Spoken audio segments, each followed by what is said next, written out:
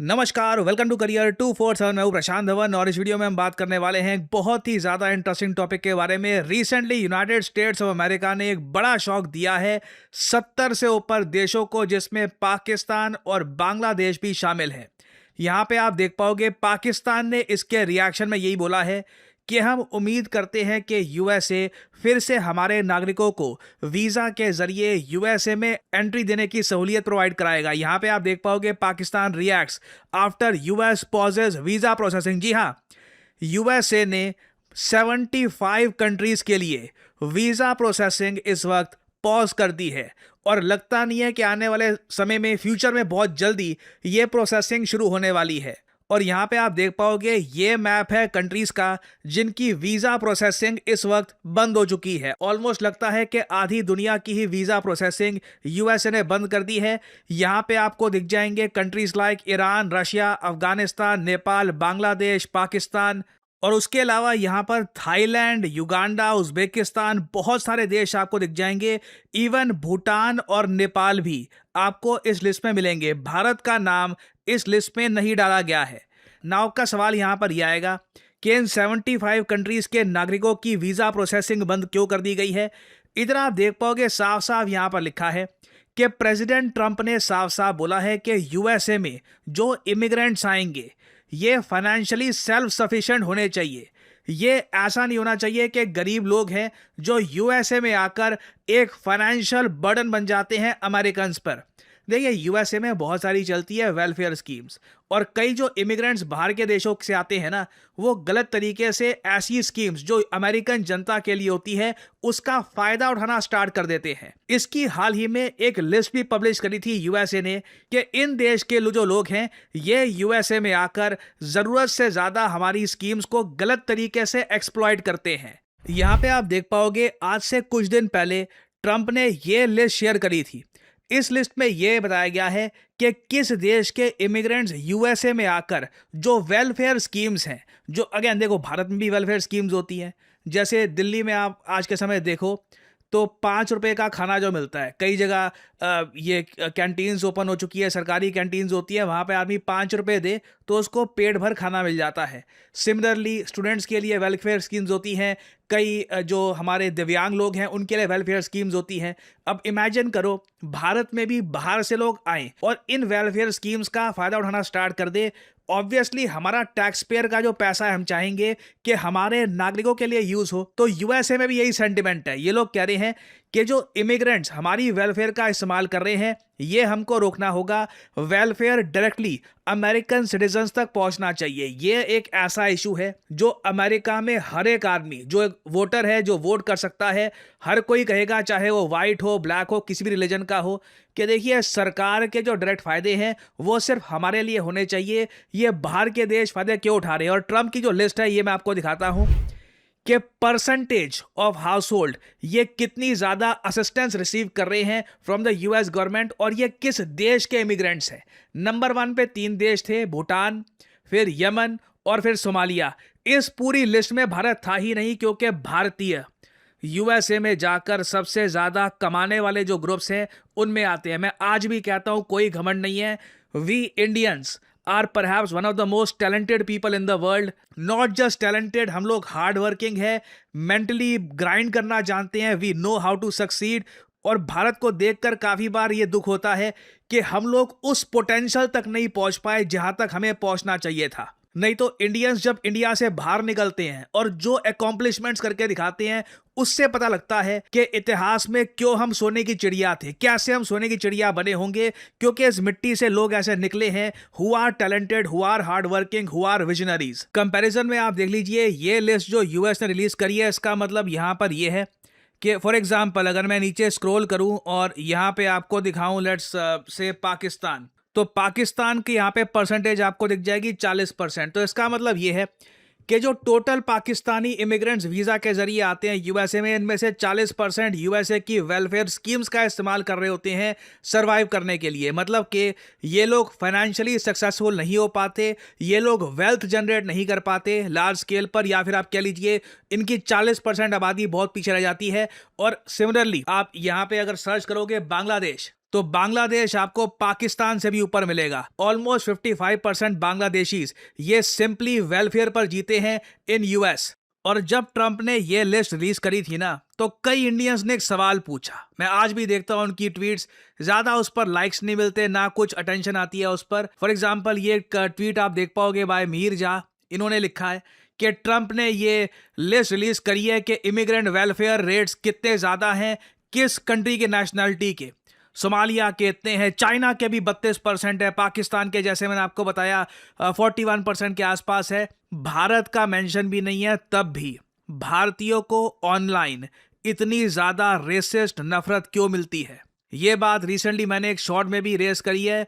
और हमें जेन्युइनली यहाँ पे पूछना होगा कि इंडियंस इतना ज्यादा जब कंट्रीब्यूट कर रहे हैं यूएसए में। एक्चुअली मैं आपको बताता हूँ, भारतीयों को टारगेट इसलिए नहीं किया गया था क्योंकि हम लोग इतना कमाते नहीं है वहां पर, या जो वेलफेयर वाले हैं नहीं। ऑब्वियसली हम लोग ऑपोजिट ओवर अचीवर्स थे। हम लोग लिटरली अचीव ज्यादा कर रहे थे। टॉप लेवल जो यूएस की कंपनीज हैं वहां पर सीईओस इंडियंस थे।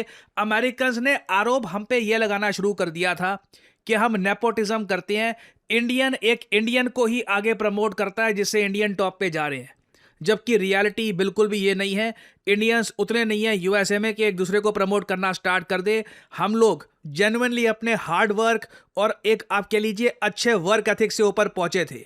मगर फिर भी ये सवाल पूछना बिल्कुल जायज़ है कि अमेरिकन टैक्स पेयर का जो मेन पैसा है ये खा रहे हैं यहाँ के इमिग्रेंट्स, इन कंट्रीज के इमिग्रेंट्स। उन पर कुछ यहाँ पे एक्शन लिया जा रहा, स्पेसिफिकली इंडियंस को टारगेट किया गया था। वैसे ये मैं आपको बता दूं, ये जहाँ तक मैं देख पाया हूँ एक प्रॉपर सोशल मीडिया कैंपेन के जरिए किया गया था। मैं सरप्राइज नहीं होऊंगा कि इसके पीछे कई कंट्रीज जो इंडिया को नुकसान पहुंचाना चाहते हैं वो भी शामिल हो। सब कुछ स्ट्रैटेजिक तरीके से किया गया था। और फिर ऑफ कोर्स एक बड़ी प्रॉब्लम यह है कि हम इंडियंस यूनाइटेड रहते नहीं है, तो उससे जो ये कैंपेन है और आगे चला गया। बट डोनाल्ड ट्रंप ने एक अच्छा काम यहाँ पर यह किया है, जेन्युइनली मैं कहूँगा अच्छा काम यह किया है कि वेलफेयर का जो अब्यूज हो रहा था यूएसए में उस पर कुछ रोक लगाई है ऑल टुगेदर, वीजा प्रोसेसिंग की रोक के। और मुझे पता है आप में से कई लोग मुझसे यह सवाल पूछेंगे कि शहबाज शरीफ तो चापलूसी कर रहे थे ट्रंप की, कह रहे थे mister Trump I salute you, खुल के सल्यूट भी किया और सब कुछ किया यूएसए के कहने पर, नोबेल प्राइज के लिए भी रेकमेंड कर दिया। तो यूएसए ने ये मटका क्यों फोड़ा पाकिस्तान पर? वेल अगेन यहाँ पे आपको समझना होगा कि Donald Trump does not care about the people of Pakistan. Pakistan के लोगों के बारे में ट्रंप को कोई चिंता नहीं है, कोई परवाह नहीं है। ट्रंप बस पाकिस्तान की जो जियोपॉलिटिकल इंपॉर्टेंस है उसके हिसाब से काम करते हैं, उसके हिसाब से पाकिस्तान को कुछ इंपॉर्टेंस देते हैं, क्योंकि यहाँ के जो मिलिट्री बेसेस हैं, जो इनकी आर्मी है जो काफ़ी हद तक यूएसए की बात मानती है, वो ट्रंप को सूट करता है। बाकी आम पाकिस्तानी के लिए ट्रंप ने कुछ नहीं किया, ना कुछ करेंगे, उल्टा उनके लिए ज़िंदगी मुश्किल ही कर दी है यहाँ पर ये वीज़ा प्रोसेसिंग पर ये रोक लगाकर। और मुझे लगता नहीं है कि ये बहुत जल्द रिज्यूम होने वाली है। पाकिस्तान ने बोला तो है कि hope it resume soon, but ये प्रॉब्लम इतनी गहरी और फंडामेंटल है, इसको सॉल्व कैसे करोगे आप? ये तो इससे बड़ी कोई प्रॉब्लम ही नहीं है कि एक देश के बहुत सारे परसेंटेज लोग ये यूएसए में जाकर जो सरकारी वेलफेयर स्कीम्स हैं उस पर लीज करना स्टार्ट कर देते हैं। आम नागरिकों के लिए बहुत ही कम फंड्स बचते हैं। इसका सोल्यूशन कोई रातों रात तो निकलेगा नहीं। इसका सोल्यूशन मेरे ख्याल से यही होगा कि जिन कंट्री से इस टाइप के नागरिक आ रहे हैं उनसे ओवरऑल इमिग्रेंट्स यूएस कम लेना स्टार्ट कर देगा। और एक सवाल आप मुझसे यहाँ पे आप ये भी पूछ सकते हैं कि क्या हम अब ये कहें कि यूएसए अब वो यूएसए नहीं रहा जो सबको खिलाता पिलाता रहता था और जहाँ पे अबंडेंस में था सब कुछ और वहाँ पे जाकर तो बस लाइफ सेट हो जाती थी? जी हाँ, वो यूएस नहीं रहा। अब थिंग्स आर चेंजिंग। आम अमेरिकन्स का ही लाइफस्टाइल आप देख लीजिए, अब उतना ज़्यादा बाकी दुनिया से उतना बेहतर नहीं है जितना एक टाइम पर हुआ करता था। चीज़ें बदल रही हैं बहुत ही जल्द। ट्रंप प्रयास कर रहे हैं कि यूएसए वापस वैसा एक ताकतवर देश बन जाए जैसे एक टाइम पे हुआ करता था। उसके लिए ये सब किया जा रहा है और आई बिलीव आने वाले टाइम में ट्रंप और बड़े स्टेप्स लेंगे। ये जो रिसेंटली ट्रंप ने गोल्डन वीज़ा अनाउंस किया है कि जी 8 या पता नहीं 9 करोड़ के आसपास यूएस गवर्नमेंट को दो और यूएसए में अनलिमिटेड रहो। यूएसए को इस टाइप के इमिग्रेंट्स चाहिए, अमीर इमिग्रेंट्स जो खुद को आराम से सस्टेन कर पाएँ। सो आने वाले टाइम में देखिए इस टॉपिक से रिलेटेड बहुत सी अपडेट्स आएंगी। कुछ और अपडेट्स आती हैं तो मैं आपके लिए अपडेटेड वीडियोस लाता रहूँगा। फाइनली आपसे मैं यहाँ पे सवाल पूछूंगा कि भारत ने किस कॉन्टिनेंट के टॉप लीडर्स को इनवाइट किया है as Republic Day chief guest? ये है यहाँ पे आपकी options: Africa, Europe, North America या फिर अंटार्कटिका? कमेंट सेक्शन में करिए उत्तर। जो लोग देंगे सही आंसर उनकी कमेंट को मैं दे दूंगा हार्ट, ताकि बाकी लोग समझ पाएं कि सही उत्तर क्या है। एक बहुत ही इंटरेस्टिंग फैक्ट ये है कि आज के समय लोग बात बहुत करते हैं डेटा की, आर्टिफिशियल इंटेलिजेंस की, मशीन लर्निंग की, कि आपको पता है कि इतनी जॉब्स आ गई हैं मार्केट में, लोग लाखों रुपए अर्न कर रहे हैं, 10 लाख रुपए अर्न कर रहे हैं साल का, 15 लाख रुपए अर्न कर रहे हैं एक्सपीरियंस के बाद। बट रियलिटी ये है 95% इन लोगों को पता भी नहीं है कि डेटा में, मशीन लर्निंग में, एआई में करियर बिल्ड करते कैसे हैं। How do you even start? क्योंकि इसका रोड मैप आसानी से अवेलेबल है नहीं। बट करियर 247 में हमने ये संकल्प लिया है कि हम भारत के यूथ को प्रॉपरली स्किल करें। उसमें आपको बताया जाएगा कि किस तरीके से डेटा साइंस की दुनिया में अपना करियर बिल्डअप करना है, कैसे अपना रेज्यूमे आपको तैयार करना है, कैसे कंपनीज को अप्रोच करना है। और आप अगर वैसे ये जानना चाहते हैं कि ये कोर्स करने के बाद आपकी करियर की ट्रैजेक्टरी कैसी हो सकती है, आपके पास ये कोर्स कंप्लीट करने के बाद ऑप्शन होगा कि आप एक जूनियर डेटा साइंटिस्ट बन सकते हैं। नाउ फ्रैंकली मैं आपको बताऊं, जूनियर डेटा साइंटिस्ट की अगर सैलरी की मैं बात करूं तो साल के 4 से लेकर 7 लाख रुपए वो अर्न करता है पहले 1 से लेकर 2 सालों में। एक बार आपके पास 2 से 3 साल का वर्क एक्सपीरियंस आ गया तो उसके बाद सीधा 7 to 9 लाख या फिर उसके बियॉन्ड भी आपकी सैलरी हो सकती है। शुरुआत होगी आपके करियर की as a junior data scientist, senior data scientist and so on. ये है आज के ज़माने की न्यू एज जॉब्स। ये जॉब्स ना सिर्फ भारत में, यूएस में, यूरोप में, हर जगह अवेलेबल है। अगर आप एक अच्छे डेटा साइंटिस्ट है, दुनिया में हर जगह हर कंपनी आपको वेलकम करेगी, हर जगह आपके लिए वैकेंसीज ओपन है if you are good at your job.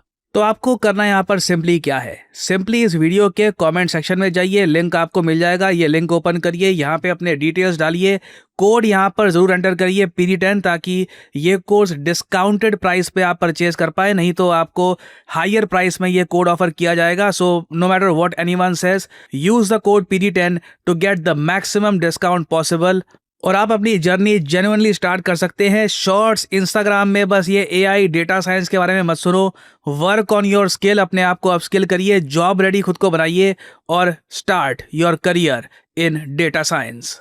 और इसी नोट के साथ ये है वीडियो का अंत। Thank you for listening and as I always say, may the gods watch over you.